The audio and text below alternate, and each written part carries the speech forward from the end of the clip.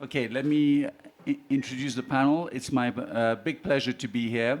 I'm Raphael Minder. I'm a correspondent for the Financial Times based in Warsaw. I cover Central Europe, which means Poland and some of the countries around Poland. And we have three great panelists to discuss a wide range of issues. So let me start with Honorata Hencel, who is working at Boeing as the managing director for Poland and Ukraine. We have Agnieszka Gubera, country manager, director at Accenture Poland, and Jacek Lewernes, the chairman of the ABSL, which is a very fast-growing organization, as he himself told me, aiming to be the AmCham of business services, and with plans to expand far beyond Europe, already expanding far beyond, but going to Dubai and Canada soon. So we have as our title, Tensions, Transitions, Trajectory, Leading in a World on Edge. So I think of the three T's of tensions, transitions, and trajectory. We probably can agree that the most prominent one at the moment is tensions. We're meeting just as President Trump, despite some airplane issues, is arriving in Davos. And basically, I'm looking across and I see there's some kind of protest even going on. Exactly. For people walking around with flags. So we're meeting at the time when people are really on edge about what will happen to the world order as we have seen it since, well, basically since the Second World War, but of course, the new world order, the post-communist transition, post-Cold War world order. And I think it's particularly telling that one of the key instruments that President Trump has wielded was one that many of us thought was no longer going to be used so much, the tariffs as a big stick to hit other economies. I covered, my first assignment was to cover the Uruguay round, the GATT trade talks in 1993, led to the creation of the WTO, then China's entry. All of that was meant to create a very different landscape. Amidst all that, we also have the possibility not just of Trump raising tariffs, we have the Europeans studying potential retaliation, including using what they call the trade bazooka, the ACI, so the anti-coercion instrument, which would have a very significant impact on your activities because it hits directly technology, and also hits the ability potentially of American companies to seek any kind of procurement contracts in Europe. So perhaps I'll start by asking Honorata, as the representative of a leading American company. By the way, an American company that was at the heart of one of the first really big trade disputes between Europe and the US when Boeing and Airbus spent 10 years or more than 10 years fighting over subsidies. How do companies, can companies even prepare for this, or do you just have to sit tight and hope for the best? Right. Thank you, Rafa, and thank you for this introduction to the panel, which I think brings us to one of the most decisive weeks in the history of the modern world. Obviously, as companies, what we can do, especially given the track of record of the investments as American companies has actually produced in Europe, the most important thing is to raise awareness about the impacts of such trade disputes. At the beginning of the year, we were also, facing some options of such tariffs being deployed also to our business. And it's true that we are one of the most important, export companies when it comes, obviously, to procurement of commercial and defense solutions to international clients, including Europe. And fortunately, that raising awareness and lobbying for come back to so-called Zero for Zero Act from 1979 has led to the understanding between the governments that introducing tariffs to such volatile business as aviation would mean actually a loss for everybody. It's very difficult to apply tariffs to aviation world and to products like this, because if you imagine, aircrafts are made of parts that sometimes it's 2 million parts per aircraft. And if you are to track actually where these parts come from and what impacts it actually brings global impacts. It's not impacts to American companies that build, for example, machines. It's an example, right? From American parts, it will actually affect, by the knockdown effect, the global economy. So that's why, in such products that, depend on global supply chain, it's such a risky solution. As I said, even to track it, it's quite a big effort, and also to make sure that this doesn't produce this byproduct effect. So, as we have been advocating for the comeback to Zero for Zero, and we saw it being, a successful attempt. Right now, our strategy is to keep the course and continue to show these effects on both sides, and that's very important. So this awareness raising, it's not only about raising it with the US administration, it's also about raising it equally in Brussels and with our member state companies here in Europe. And that's what we are doing. So I'd say we are keeping the course steady. Obviously, we are not decision makers, so we can only help to show the cases what it can cost to the global economy.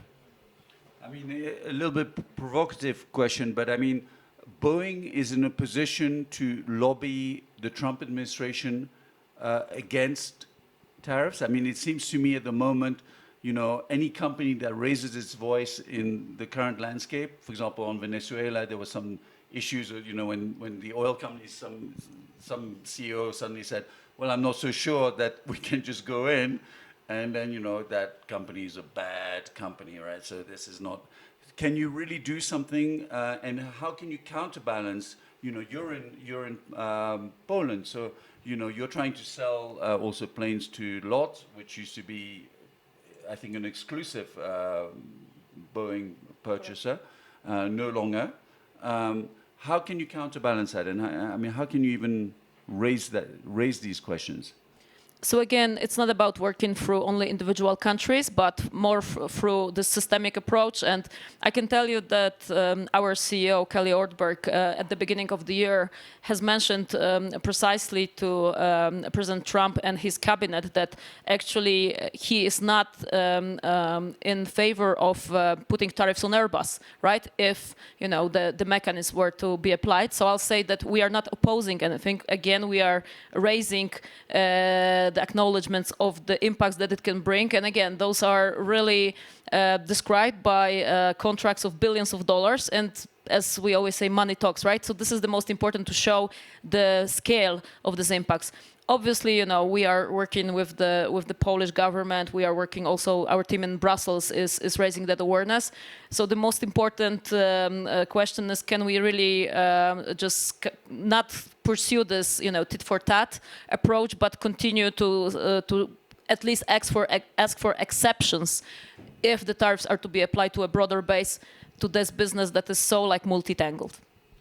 Maybe Jacek, I mean, in business services are cross-border. In fact, they often don't really work if there are borders. How do you see this environment for companies that have to operate cross-border, but in an age of protectionism? We are basically returning to trade protectionism, whether we like it or not. That's what Trump has put on the table, and that's become the agenda.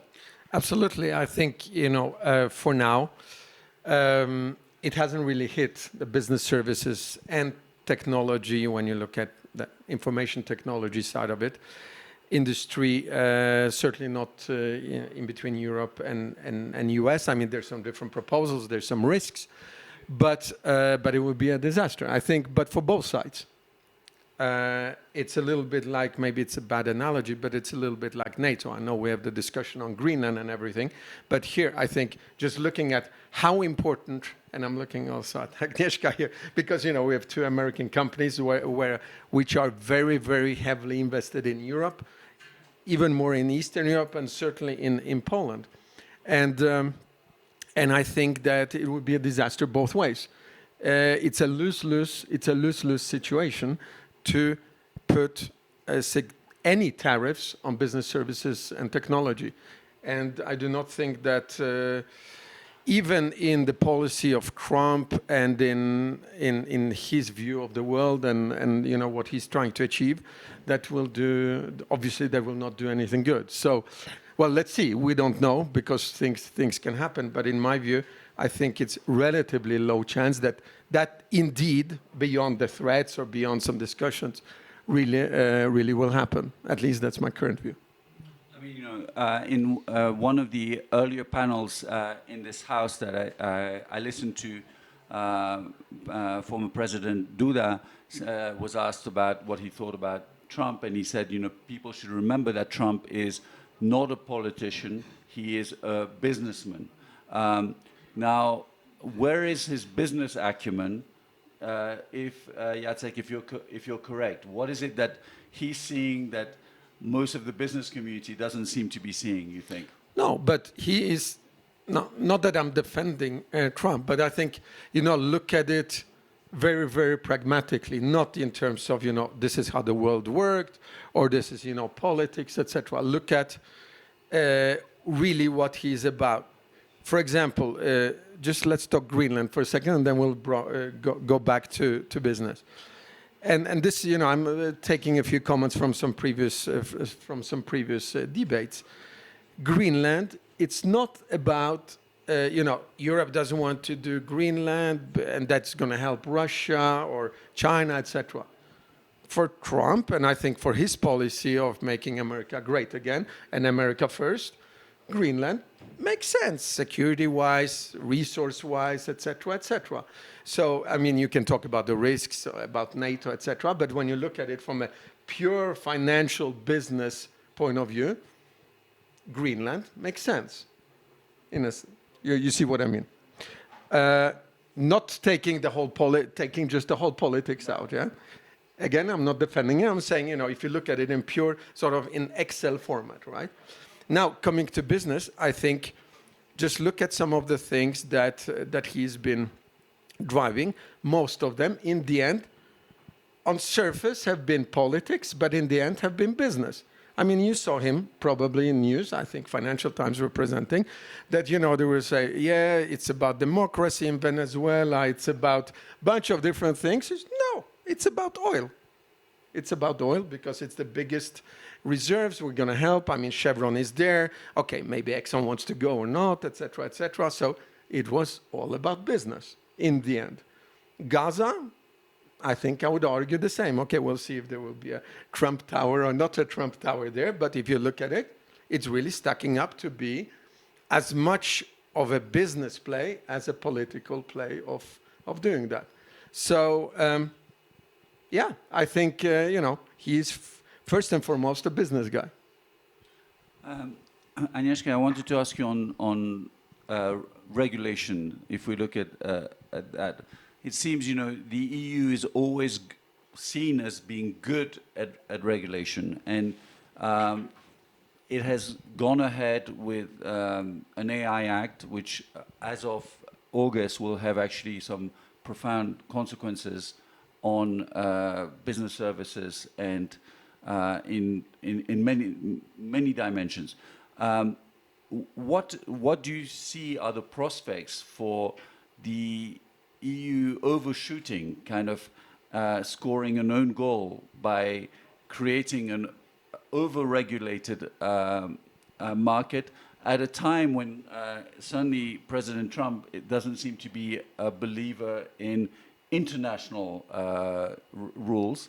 What do you see as the risks, or is this, as some argue, a case where the EU is right to take the lead because somehow this new environment needs to be regulated properly? Look, when we look at the current tensions, let's be very open, it is politics, but this is as well, this is coming from some let's say, angles. One of them is definitely the technology revolution, not even evolution, this is really revolution. And AI and Gen AI, agentic AI, is creating completely new world that we are going to operate in. From our perspective, if you look at on the Europe, when you look at the numbers from 2024, 70% of solutions, AI solutions, were actually originated on the major leading solutions were originated in US, 1/4 in Asia, in China. So Europe is actually not there. Yeah? So this is one thing which is really putting us in the, a little bit, let's say, in that difficult situation. 5% Europe, Yes, if my math is correct. Yeah. So now if you think about the next wave of the things which are happening, it is the whole discussion about sovereignty, about the way how Europe actually should build the next wave of even innovation, because sovereignty, it is not only defense, this is innovation, this is control over the data, this is the way how we can really sustain our future. So, and combining this with AI Act, you know, this is not in the contradiction, because actually sovereignty is allowing you to follow certain rules, because global solutions apply global rules, and going with a local regulations, ethical, let's say, behaviors, or even control of the data is limited. Now, can we overregulate? Of course. And this is, I think, the biggest threat. But I think at the same time, we are having a lot of discussions nowadays, and many rules, even like Green Deal, are modified over the time. I think it is an extremely good moment that we are really having a very close discussion as well between government, meaning regulators, and even private companies, what really makes sense. As we speak, we are having currently the number of investments. We are really focused, huge investments in the UK, in Nordics, in Germany, about sovereign solutions. And those investments will be really bringing very practical questions and requirements, especially in the AI space. And do you feel, I mean, all of you, do you feel companies have really been incorporated in the process of setting the regulations? I mean, does this AI Act actually reflect what companies, if they had been given a white piece of paper, would have put on it? Look, if companies would write it down, there will be no regulations. Yeah. So, no, but it is not fully true. But I would say, no, it is always a compromise. Of course, Europe is on the different angle versus US. US has been much less regulated even before the Trump era. Europe was much more regulated. We are discussing the same not only on the European level, but even in Poland. Regulation is coming from the fact that we had much more time. And just looking at Honorata, even on the defense, there is a lot of discussion that, for example, the procurement process for the defense equipment has been built for the peacetime, not for the wartime. Yeah? So if you look from this perspective, if you look on the AI Act and the technology revolution now has been done for the moment where we have time, where we are actually not behind the two major players, right? If we don't speed up, we'll lose the future. This is basically what is happening. So I think that this is really a kind of huge, let's say, discussion which is happening. Yeah, but it has to be adopted. Yeah. But Agnieszka, let me be provocative. Yes, and please. Yes, no, absolutely. I think, you know, and also to correct you, ABSL wants to be a global AmCham of business services and technology. It doesn't mean we want to or have to be American. So we represent all different businesses, services and technology. And of course, European companies as well, because our origin is from Poland, from Eastern Europe. Today, we're also in Australia, New Zealand, Singapore, many other countries. And taking that tag, being a European, I think that there's two things that we need to take into account. First, we're still relatively in infancy of the AI age.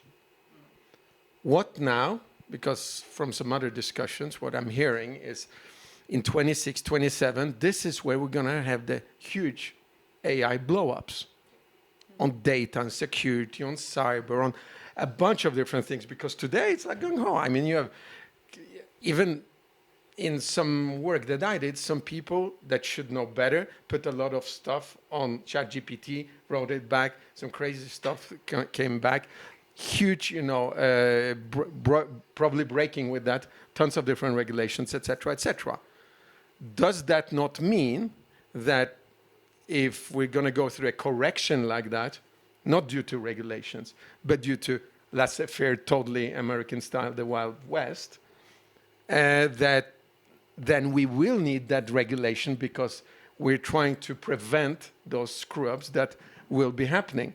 So what my first argument is that, yes, the regulation is heavy. I've skimmed through it. I think it's 600 pages, all of that. But looking if that we can predict the future and some of that will happen, maybe this will be just in time that some of this regulation actually will help fix some of those screw-ups that probably are coming in the next month, quarters, or years. That's one. And two, I think very important to understand why Europe is so regulated, because I hear this all the time. Europe, it's all about regulation, etc., etc. Yes, the European Union. Why is it European Union? European Union is because we have one market, a single market. What does single market mean? Single market means that you need to have the same regulations and laws everywhere. We're coming from 27 laws, regulations. Of course, everybody had to change those laws so that it's not different in Poland versus Germany versus Spain, etc., etc. So by default, Europe, people don't think about that, was created by changing all of those regulations. If not, what's the point of having a one single market?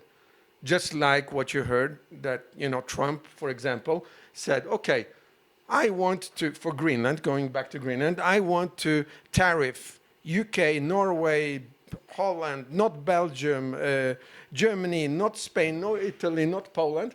Impossible. Because he needs to deal with a customs union. So again, I would say here, let's remember why Europe is regulated. Because if we were not regulated, there would be no European Union and 27 countries. And therefore, sometimes we tend to forget that. Just to be a devil's advocate. Okay, Jacek, but let's be honest. I didn't say we don't need regulations. We were one of the first companies that introduced the ethic AI framework. We know that, for example, ownership and access to the data is absolutely a subject of the national security. This is the security of a transactional financial system. And this is, as I said, as well as part of the innovation. I'm not saying so.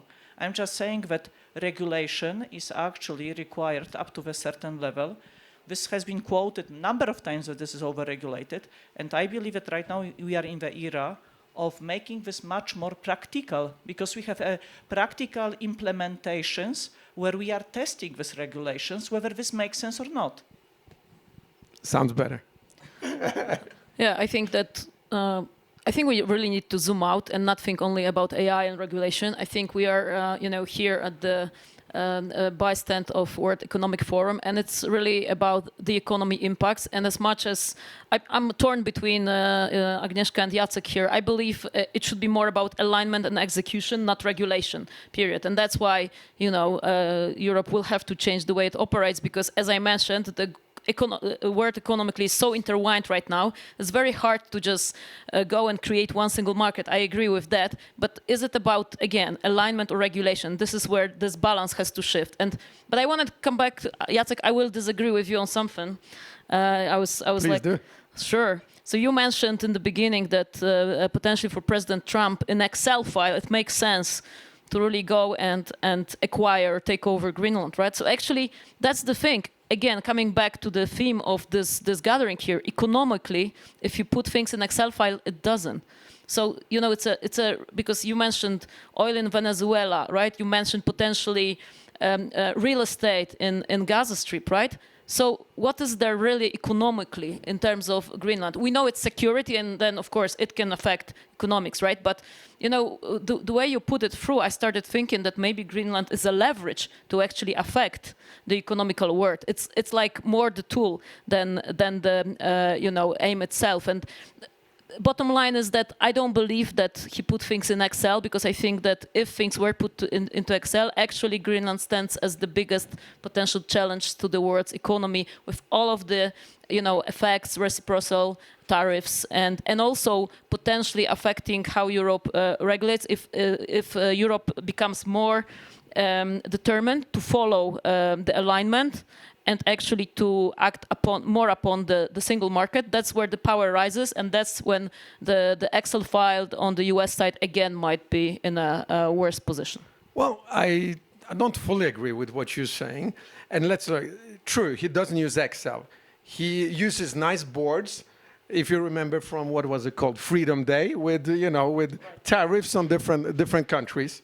When those boards in the Rose Garden in Washington, so no Excels, but, you know, there's a lot of numbers there. And I still would argue on Greenland, just to go back on that, is that, and if you, actually, I read some very interesting input from some of our speakers from ABSL before that we had, like Anders Fogh Rasmussen, ex-Prime Minister of Denmark, the, shall we call it, protector of Greenland, ex-head of NATO, yes, and Admiral Stavridis, very interesting fellow for Atlantic Council, one of the top military experts. I'm sure you must know him from Boeing.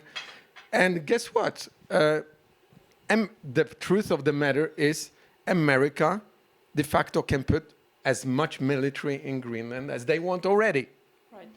They can put 50,000 soldiers, no issue. Denmark even answer, give us more, put in more investment, etc. They can put up 5 more bases.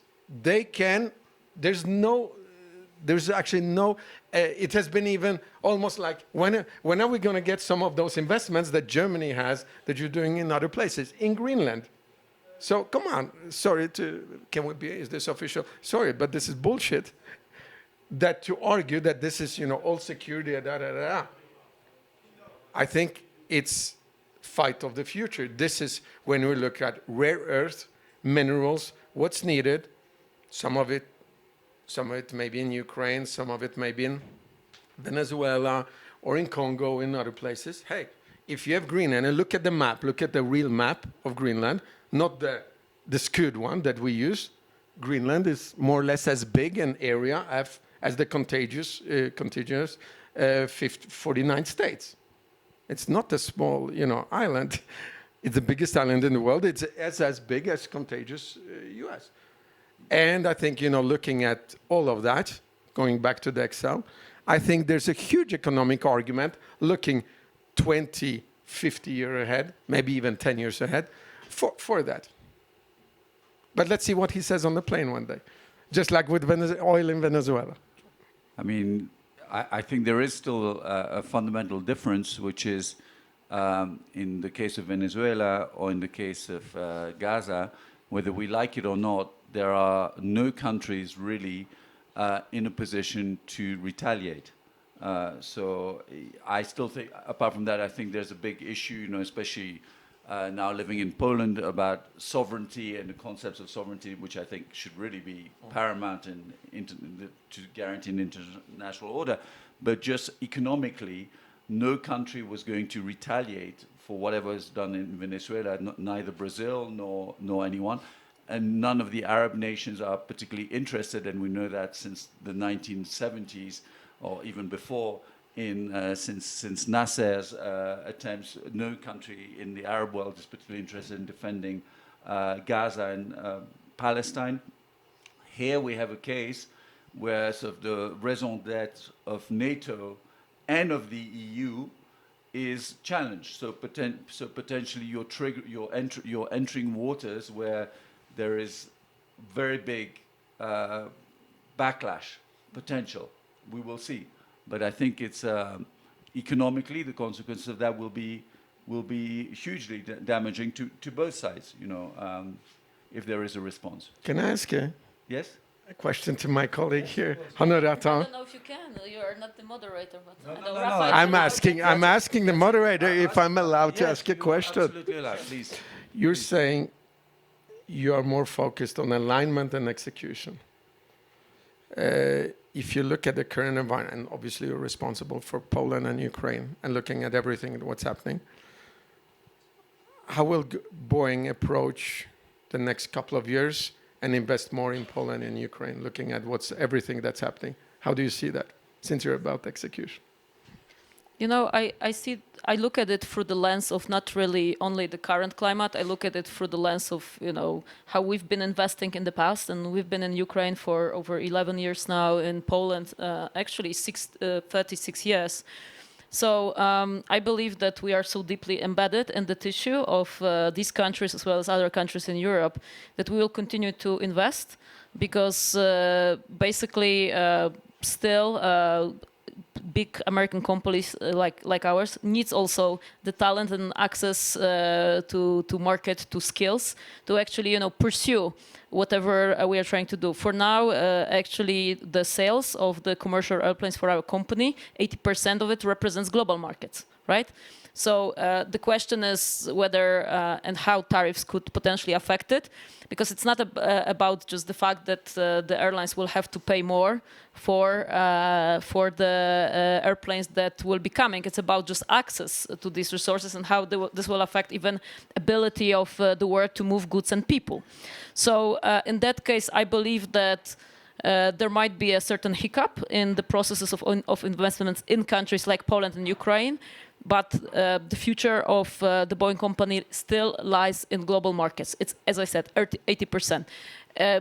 You know, defense sector definitely is much more politically dependent. So, I would refrain from just commenting on that. But still, you know, Poland is a large operator of the American defense equipment. So again, it's not that it can cease, you know, at one point and then we can just switch back to whatever is there on the European or international side.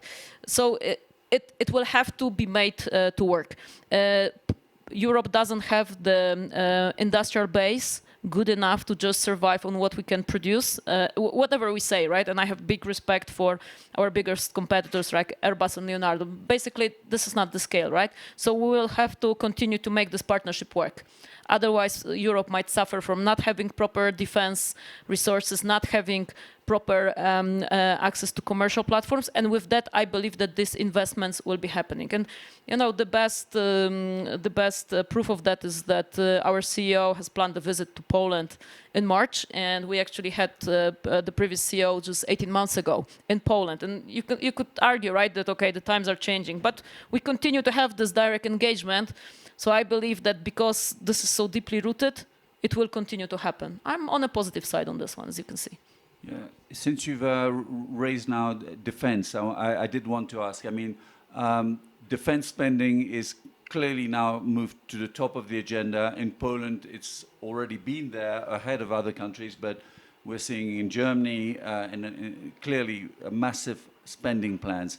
How much do you actually believe in dual-use technology and this whole idea that defense spending will trickle down, create massive innovation, help really boost, as you said, the overall economy? How much do you believe in that?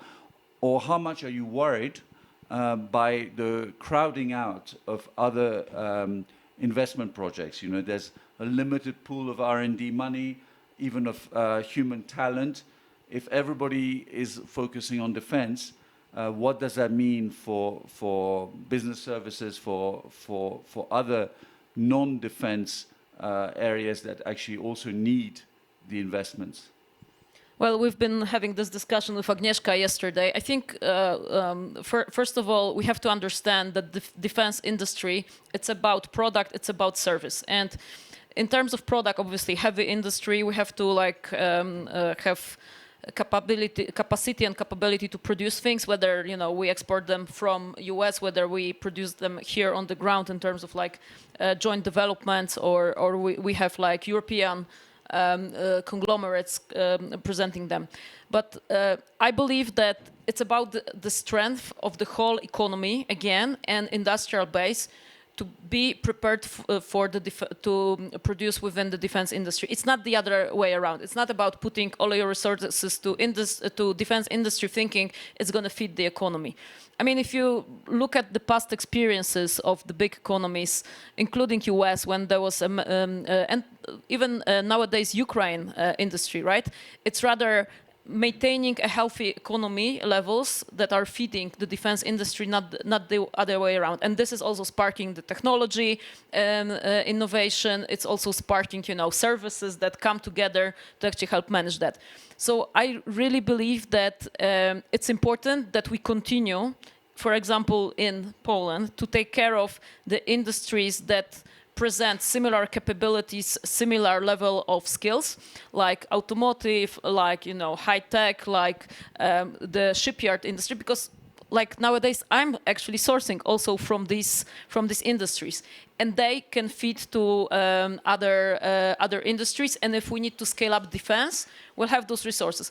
Another important thing that I think will need to happen, and we are very vocal about it to our ministries, the Ministry of Economy, Ministry of Research, obviously, and Development, as well as Ministry of Defense, is the fact that we have to empower local companies, Polish companies, to be part of that process, to be part of the procurement systems of global value chains of big companies like ours, could be American companies, could be other companies, and that's also something that needs to happen. So the industry is as good as all the players, have sort of a role to play in it. It could be small players, but multiple players, as well as big companies.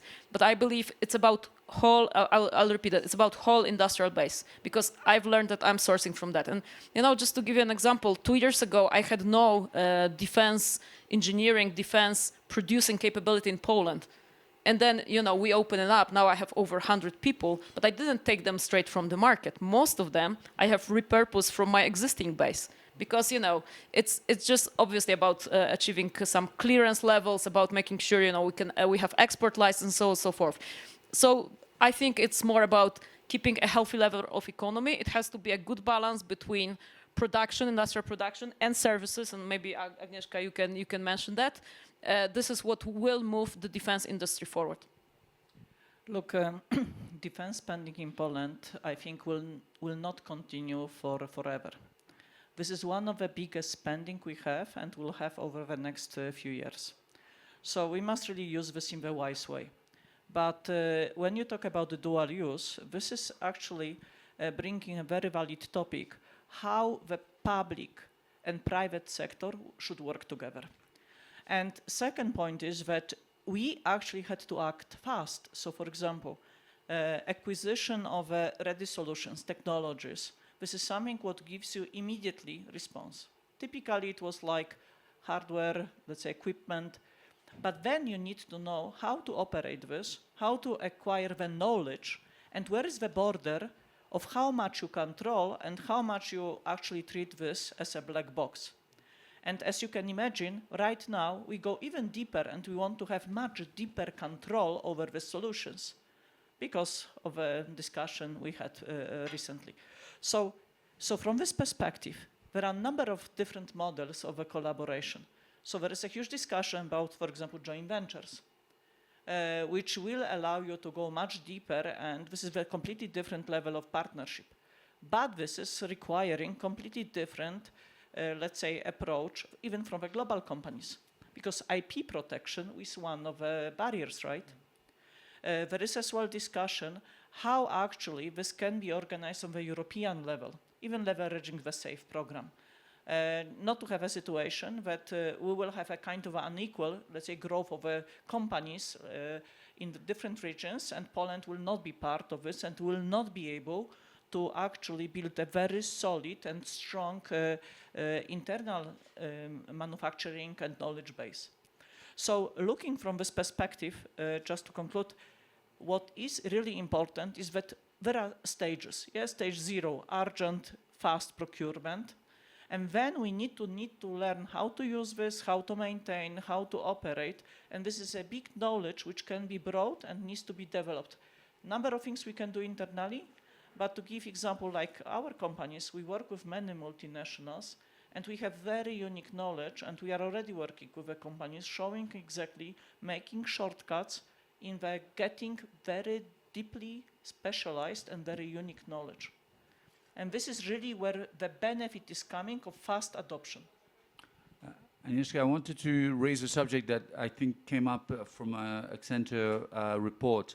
You talk rightly about the fact that we're in a revolution, AI is a revolution. It's the buzzword, everybody is in AI. I don't meet anyone who's not in AI anymore. But weirdly, it feels to me a little bit like I didn't meet 10 years ago anyone who wasn't sustainable. And I'm a little bit worried because, yes, the end goal, we know it, you know, the planet is getting warmer, but that has kind of fallen by the wayside in these last 2 years.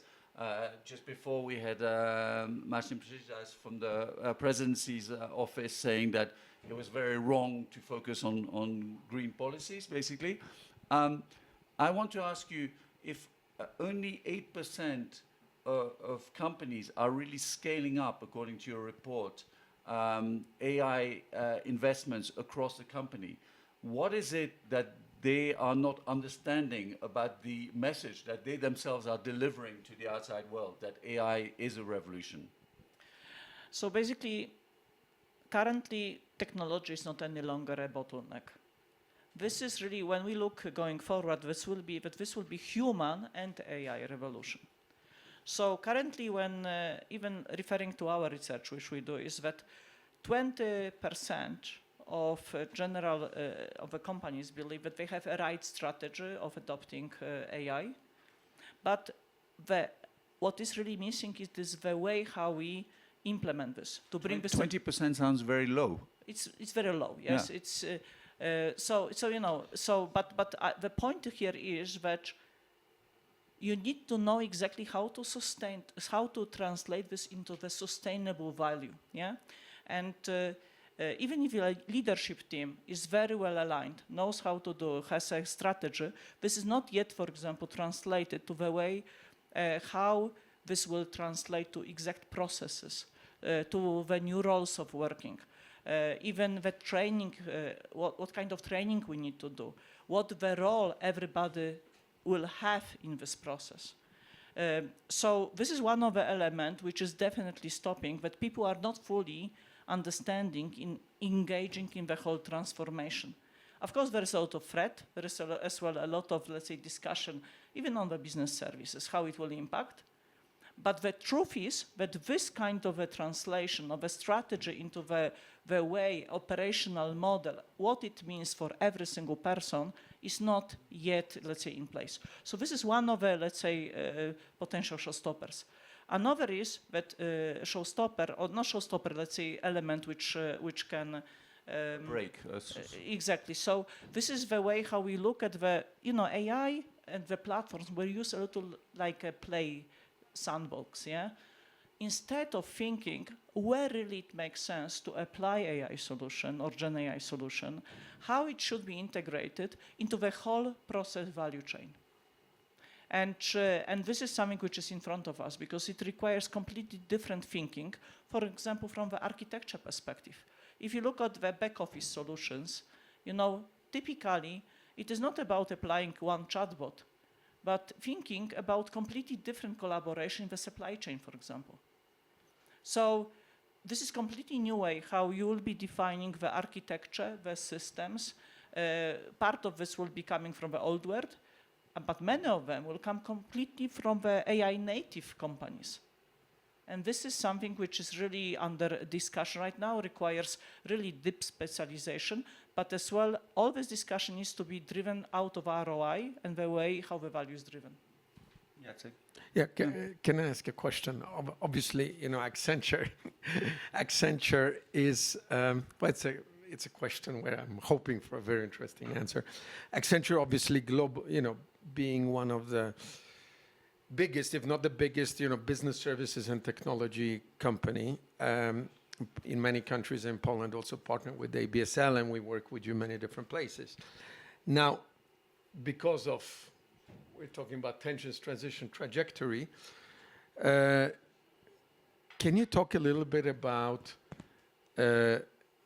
defense and security and Accenture in Poland and in Eastern Europe, and in terms of how much is that a key part of your business, point one, and point two, if you are preparing or thinking, what if the war in Ukraine gets much worse, what will that matter for business services and technology sector and for Accenture in Poland? Can you talk to those two angles, if that's possible? I think it would be super interesting to hear.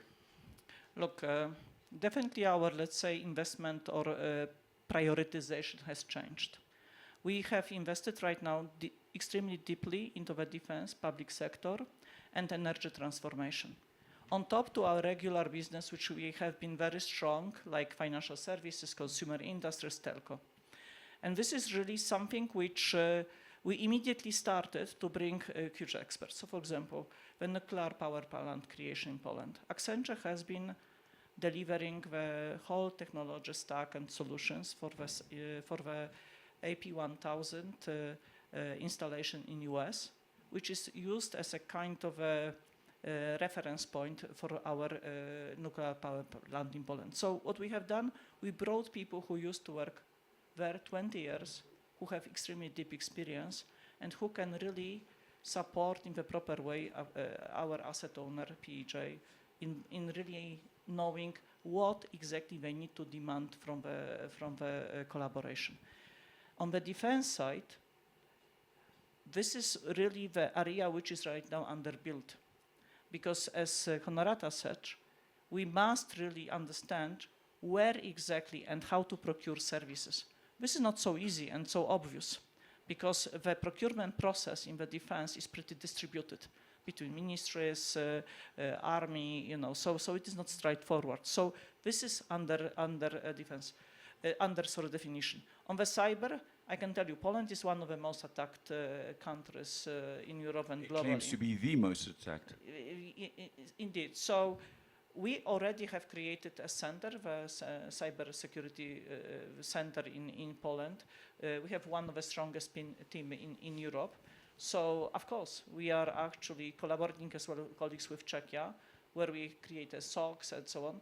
And now coming back to this, all these investments, which can even create a kind and constitute the future growth for Poland, because like, for example, energy transformation and our skills and competences can be used in the region as well. Yeah? So it is not only for Poland.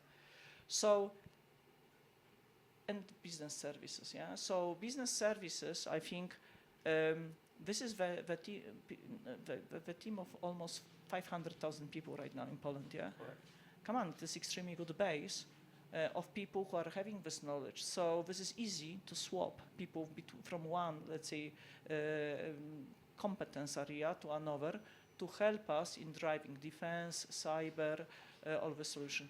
Ukraine, Jacek, I cannot comment. I don't know. It's really difficult to comment. Yeah, what will happen? I'm sorry.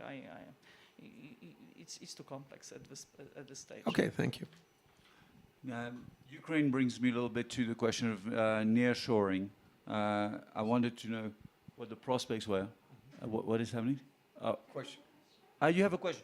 Actually, yeah. This is going to be my final. We will still have a few minutes for questions. Thank you. In the current environment, is Poland well placed with rising wages? Jacek mentioned the continued, and you mentioned the continued complete uncertainty about when, if ever, there will be an end to the war in Ukraine.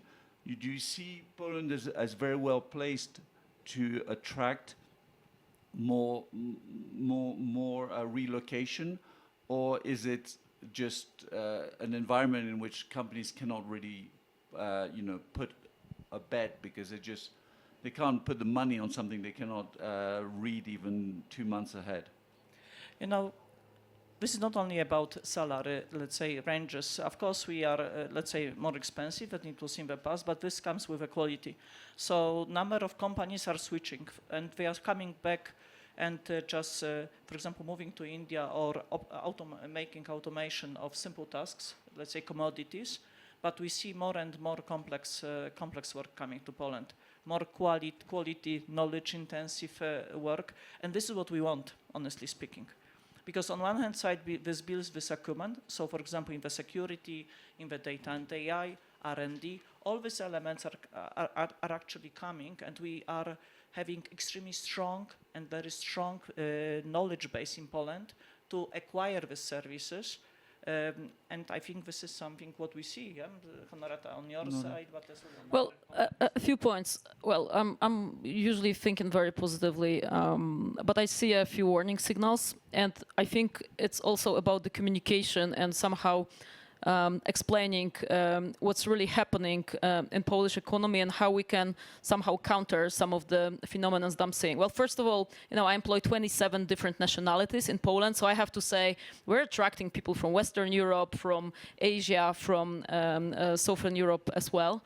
And obviously from the East. But so we're not seeing, let's say, a flow like a reverse flow of talent. And I think this will continue because, we have a special safety team in the Boeing company, and we do provide, very robust analysis on situational awareness of a company in specific countries. And we've done that analysis just recently, 2 months ago. And of course, the world changes every day. We should be redoing this probably every second day. But Poland and security has become for businesses a very important factor, whether they want to place their presence there or not. And you might think that this used to be this way. No, it hasn't been this way. It was access to talent, maybe access to some funding. Of course, real estate used to be the big one. Right now, it's not so big one because you can have hybrid or virtual models. And of course, workplace regulations. But what is very important is that Poland continues to be one of the safest countries in Europe to invest. Believe it or not, we have war next door, but it does, and it does take into account, the military actions just behind our border. It does take into account like crime levels and obviously, some political factors like corruption and many more, which obviously it's quite a low factor in Poland. So Polish cities continue to be in the top cities when it comes to security and safety in Poland, including Warsaw being in the 2nd place and Krakow being in the 5th place. But so, it all looks rosy, and I continue to talk about it and advocate for it, right? I've worked with 2 companies when we had 2 major crises in Ukraine, obviously the current war. My previous work in 2014, I was helping with the relocation of a full 120 people team from Kyiv to Tri-City. But, I was actually approached by one of the investment agencies in Poland to help to speak with a potential investor, and I won't reveal maybe where the investor is coming from, but you would think from a country that is very aware of the situation in Europe. And they said that they are actually afraid to put their operations in Poland, in a specific place, because they are afraid of the situation. I mean, these days everybody's talking about Greenland. We're not hearing so much about Ukraine, except for the harrowing cold and lack of energy that the country is fighting with. And I'll tell you that it's gonna take more than just a few people talking about how secure Poland is, what good of base of employees and talent we have and access to resources. It's gonna take a systemic government advocating for that, obviously, showcasing the strength of Polish economy, but it's also gonna take this transition and putting us on a trajectory where I tend to disagree with you, Agnieszka. I think we have a lot of people.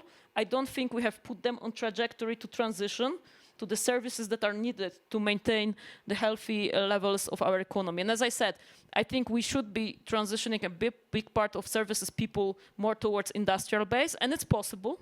It's possible to be done, but it has to be a systemic approach. And second thing, again, are we looking for investments that will open another branch of a foreign company in Poland? I mean, myself, I work in a foreign branch, so who am I talking to? But I think this work should be more embedded into also, as I said, empowering Polish players, companies that can really like ramp up their contributions to the economy, because these companies in the future will be also creating future workplaces. They are more agile to transform into this future economy model, into this trajectory where our economy will be hopefully successful. Thank you so much. I've left very little time, but please, you had a question. Yes. I had a question for the lady that was representative of American investments in Europe. Boeing. How is considered an American company in Europe related to tariffs? So from the American side, let's say, you have the same tariffs as a local European company, or you have a favor from the American, let's say, government. And by the other side, maybe you have the other concern that the European Union could put tariffs because you are an American company. So which is your most concerns related to this? Right. So basically, I represent a very specific business, which is aviation and defense business. And as you might be aware, there's no tariffs on the defense business by now. And of course, Europe is now discussing potential actions towards the tariffs that President Trump has just announced for Europe. But what I was talking about it in the beginning of the panel, what we have actually fought for at the beginning of this year is just raising awareness about the impacts of tariffs on the aviation world. That since we are working with hundreds of thousands of suppliers that come from around the world, if you put tariffs on American planes, actually it will affect global environment and vice versa. So we have come up to this conclusion that coming back to this deal that was created in 1979, which was 0 for 0, tariffs for the aviation industry is the best solution. And currently we are still at this place. However, given the fact that what's happening this week, I'll say that it will take a lot of advocating on both ends to ensure that at least this specific sector that I work in remains tariff-free. So I'll say that there is sectorial approach, and we will see how successful this approach, sectorial approach, will be moving forward as this week unveils. So that's all I can say. Thank you. I haven't got a signal that we have to stop urgently, so I'll take one more question. Yes, please. Following on from your comment about preparing the business services for potential defence in Poland, and I agree that people may be distracted by Greenland now and ignoring the war on the border and the real war for Europe mainly. The question to Jacek, do you think the business services sector across Europe is getting prepared, not just in Poland, because it's a long way away? Well, I think that that was a little bit the question I was alluding to with when I was asking Agnieszka here from Accenture. But I think definitely we should. We had a conference, a forum in Riga as ABSL, and we had some very interesting panelists, including Jacek Siewiera, the ex-national security advisor. He was here on stage as well as an Admiral Rob Bauer. He was here as well, and there were some very interesting things that they said. And I think one which I still remember, and I will be provocative to say I totally disagree, but in a different way, was, and I think Rob even said it here yesterday on stage, is security and defense and war cannot be outsourced.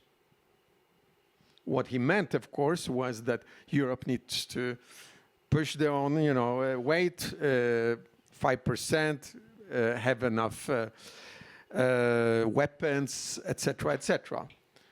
What now turning that around, I think that if the Ukraine war really were to heat up and become bigger, really a European full-blown conflict, I do not think that there's even an option that outsourcing and companies from the business services sector would not have to pitch in and help, actually, and especially the centers that we represent as well, be that, doing financial transaction services or IT or other areas, because the governments are not ready for that, for sudden, for sudden where everything changes.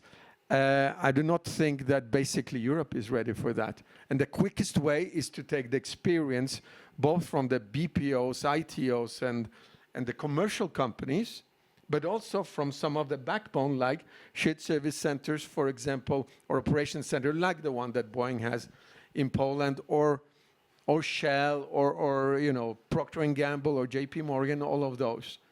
Because that's a lot of competence, a lot of capability.